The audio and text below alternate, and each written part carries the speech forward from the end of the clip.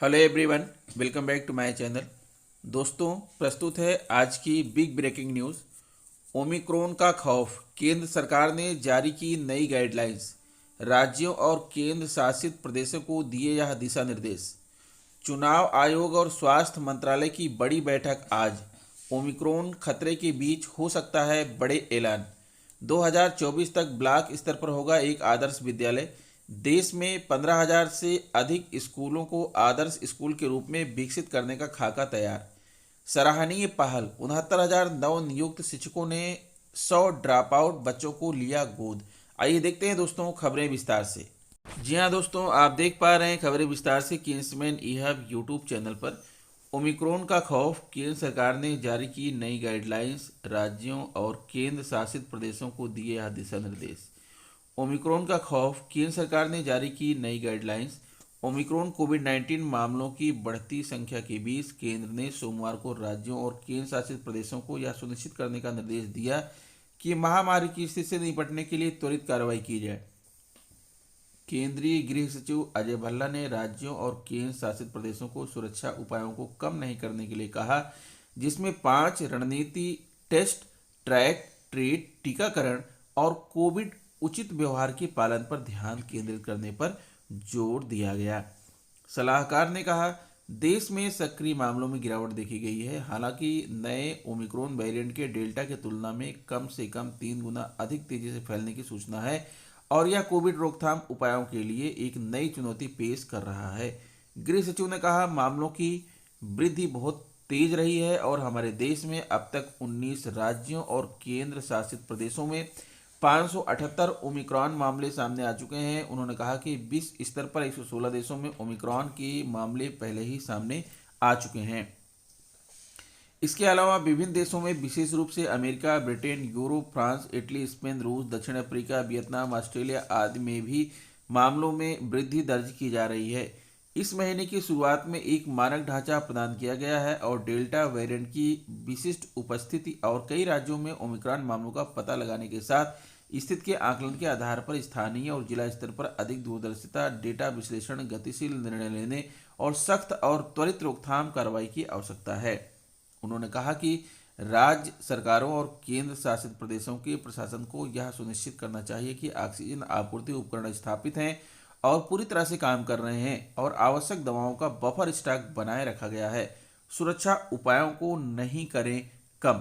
उन्होंने कहा, मैं दोहराना चाहता हूं कि सभी राज्यों और केंद्र शासित प्रदेशों को सभी सावधानियों का पालन करना चाहिए और सुरक्षा उपायों को कम नहीं करना चाहिए। नियामक ढांचे और स्थिति के आकलन के आधार पर स्थानीय और जिला प्रशासन को तुरंत उचित रोकथाम के उपाय करने चाहिए।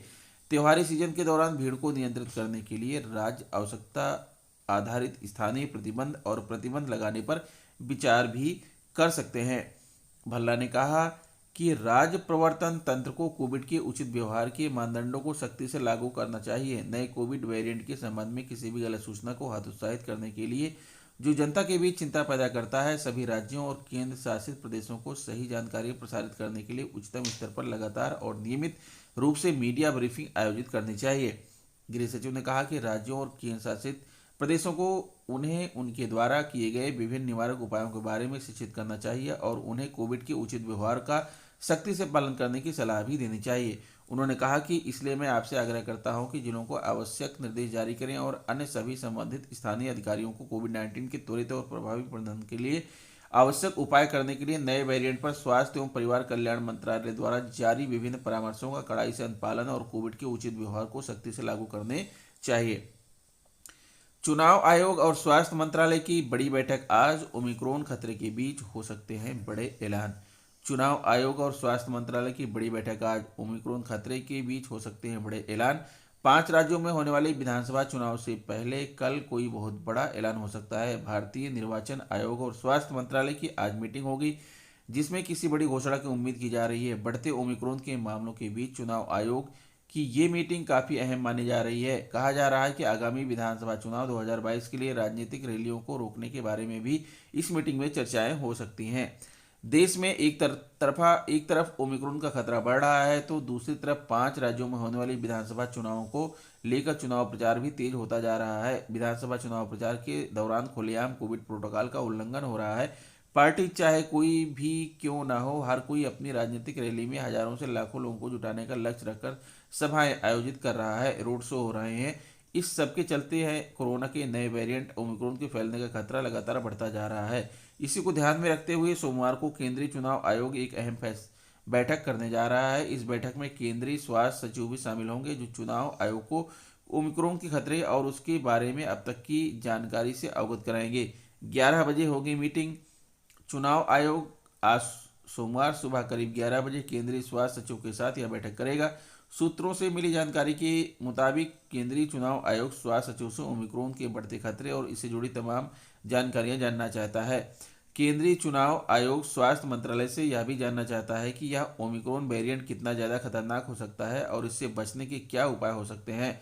सवाल यह भी हो सकता है कि देश की एक वयस्क आबादी के बड़े हिस्से को कोरोना की पहली और दूसरी डोज लग चुकी है, तो ऐसे में ओमिक्रॉन का खतरा कितना ज़्यादा हो सकता है। केंद्रीय चुनाव आयोग यह भी जानने की कोशिश करेगा कि क्या अगर ऐसे माहौल में चुनाव संपन्न करवाए जाते हैं तो कोरोना के इस नए वेरिएंट को फैलने से कैसे रोका जा सकता है। 2024 तक ब्लॉक स्तर पर होगा एक आदर्श विद्यालय। देश में 15,000 से अधिक स्कूलों को आदर्श स्कूल के रूप में विकसित करने का खाका तैयार। सरकार ने देश में 15,000 से अधिक स्कूलों को आदर्श स्कूल के रूप में विकसित करने का खाका तैयार किया है और इस प्रस्ताव पर वित्त मंत्रालय विचार कर रहा है। इसके तहत सरकार 2024 तक प्रत्येक ब्लॉक स्तर पर कम से कम एक आदर्श स्कूल विकसित करना चाहती है। सूत्रों ने जानकारी दी। सूत्रों ने भाषा को बताया, शिक्षा मंत्रालय ने आदर्श स्कूल एग्जेम्पलर स्कूल संबंधी मसौदा नोट हाल में मंजूरी के लिए वित्त मंत्रालय के पास भेजा है। वित्त मंत्रालय की स्वीकृति के बाद प्रस्ताव को मंजूरी के लिए केंद्रीय मंत्रिमंडल के पास भेजा जाएगा। शिक्षा मंत्रालय इसे लेकर एक नई योजना भी लाने की तैयारी में है, जिसके तहत इन स्कूलों को विकसित किया जाएगा। खास बात यह है कि ये सभी स्कूल सरकारी ही होंगे, जिनका चयन राज्यों के साथ मिलकर किया जाएगा। गौरतलब है कि इस वर्ष के आम बजट में देश में आदर्श स्कूल स्थापित करने की योजना की घोषणा की गई थी। सूत्रों ने बताया कि आदर्श स्कूलों की इस प्रस्तावित योजना के तहत देश भर में कुल 15,552 सरकारी स्कूलों को आदर्श रूप में विकसित किया जाएगा। उन्होंने बताया कि प्रस्ताव में प्रत्येक ब्लॉक में एक प्रारंभिक और एक प्राथमिक स्कूल और प्रत्येक जिले में एक माध्यमिक और एक उच्च माध्यमिक स्कूल को उत्कृष्ट स्कूलों के रूप में विकसित करने का लक्ष्य रखा गया है।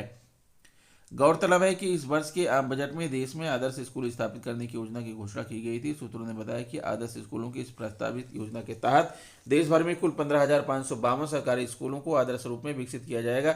उन्होंने बताया कि प्रस्ताव में प्रत्येक ब्लॉक में एक प्रारंभिक और एक प्राथमिक स्कूल और प्रत्येक जिले में एक माध्यमिक और एक उच्च माध्यमिक स्कूल को उत्कृष्ट स्कूलों के रूप में विकसित करने का लक्ष्य रखा गया है।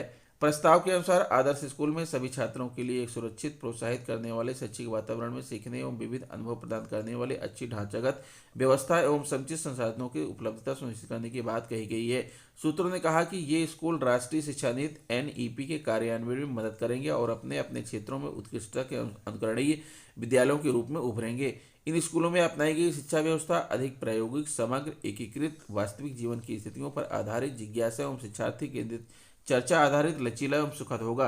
इनमें स्मार्ट कक्षा, पुस्तकालय कौशल, प्रयोगशाला, खेल का मैदान, कंप्यूटर प्रयोगशाला, विज्ञान प्रयोगशाला आदि सभी सुविधाएं होंगी। बलिया 69,000 शिक्षक भर्ती में चयनित नवनियुक्त शिक्षकों ने अपनी सेवा के प्रथम वर्षगांठ अकीलुर रहमान खां के नेतृत्व में गढ़वाल रोड स्थित मैरिज हॉल के सभागार में मनाई। आउट ऑफ स्कूल एवं ड्रॉप आउट बच्चों को शिक्षा के मुख्यधारा से जोड़ने के लिए शैक्षिक उन्नयन गोष्ठी का आयोजन किया गया। शुरुआत प्रियंका सिंह ने सरस्वती पूजा एवं मिराज अली ने सरस्वती वंदना से किया। नवनियुक्त शिक्षकों ने अपने प्रथम वर्षगांठ पर केक काटकर खुशी का इजहार किया। संघर्ष के पलों को याद करते हुए 69,000 शिक्षक भर्ती के संघर्षों में साथ देने के लिए पत्रकार बंधुओं को सम्मानित किया। बताया कि नव चयनित अध्यापकों ने इसके लिए एक बड़ी लड़ाई लड़ी है। लीगल टीम बलिया के संरक्षक अकीलुर रहमान खान ने बताया कि प्रथम वर्षगांठ पर जनपद के 100 ऐसे बच्चों को गोद लेने का फैसला किया गया है जो शिक्षा के मुख्य धारा से किन्हीं कारणों से अभी तक जुड़ नहीं पाए हैं। ऐसे बच्चों को चिन्हांकित करके उनके लिए स्कूल बैग, किताब, कापी और ड्रेस वितरित किया गया है। भविष्य में जब तक इनकी बेसिक शिक्षा पूर्ण नहीं हो जाती तब तक हम नव चयनित शिक्षक इन बच्चों को शिक्षा से संबंधित सभी समस्याओं को पूर्ण कर इन्हें विद्यालयी शिक्षा की मुख्यधारा से जोड़ने का कार्य करेंगे। ARP अल्ताफ अहमद ने बताया कि जब से नए शिक्षकों का आगमन बेसिक शिक्षा विभाग में हुआ है, निश्चित तौर पर बेसिक शिक्षा विभाग में एक नई क्रांति आई है। शिक्षा स्तर में लगातार सुधार हो रहा है। ARP साहित्य प्रवेश, पारुल सोनकर, प्रियंका सिंह, रेशमी, गीतांजलि राय, पूजा यादव, मीनू यादव, पुष्पा यादव, ज्योति, उत्कर्ष सिंह, रोहित सिंह, विजेंद्र पांडे, मृदुल पांडे, प्रवीण राय, अखिलेश ठाकुर, अजीत वर्मा, संतोष यादव, रतन वर्मा, अभिमन्यु कुमार, श्वेतांश, रजनीश चौबे, सुभाष यादव, शुभम सिंह मौजूद रहे। तो दोस्तों ये रहा आज का ब्रेकिंग न्यूज़। आशा करता हूँ कि वीडियो आपको अच्छी लगी होगी। अगर वीडियो आपको अच्छी लगी है तो प्लीज़ मेरे चैनल को सब्सक्राइब कर लीजिए, बेल आइकन को प्रेस कर दीजिए, बेसिक की खबरों से अपडेट रहिए। मिलते हैं आपसे नए वीडियो में कुछ नई जानकारी लेकर, तब तक के लिए नमस्कार।